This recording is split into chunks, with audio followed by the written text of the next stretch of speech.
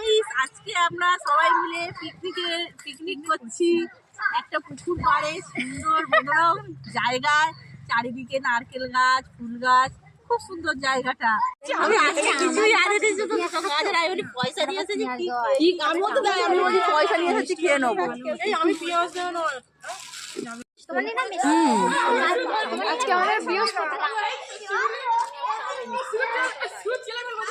খাবেন দেবো? না, ঠিক আছে। তোমার খেলা কই?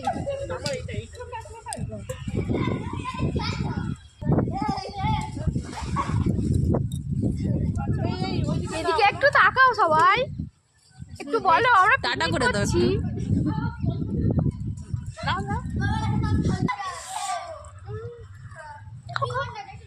খাও খাও